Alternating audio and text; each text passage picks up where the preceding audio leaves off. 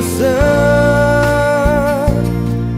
Buddha sa nahu Buddha sa thilang ba Mo pa pipu ameti lo Jula paso patama po Me damanule dala ho umanule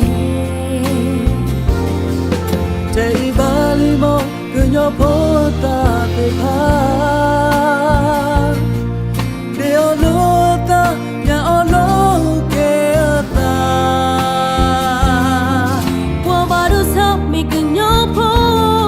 Wala taku me badu pada Beno kono ta Chilo so pada wisa So polo ke buko Me tani tong tepo Ali papu tado Katsumula etomo Cita-cita miko Tinggalnya minta toko Taknya terpeko Notia terpeko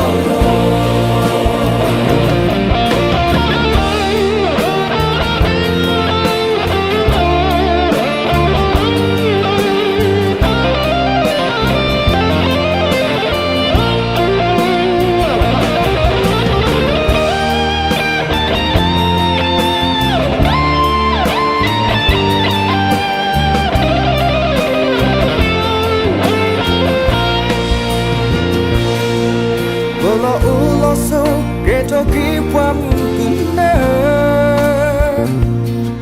Silo du tuwa Ute talo pli alo Tablo ka tamu taku Ta tablo ko baka tu to Kau tu lego lahi Kemamu ni di alo Lalu tak kema Kucita le tong Lalu tak kutai Kukwati kita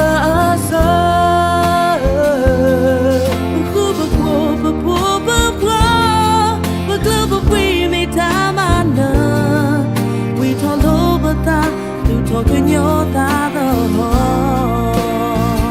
Solo ke bako Me tani tong tepo Ali papo tado Katsumula etomo Cita-cita miko Tinggalnya minta toko Taknya terpeko Notia terpeko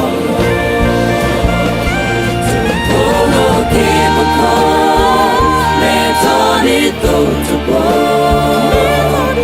Ali papo tado Katsumula etomo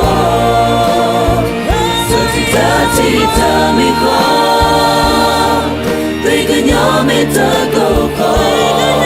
Taknya terpeko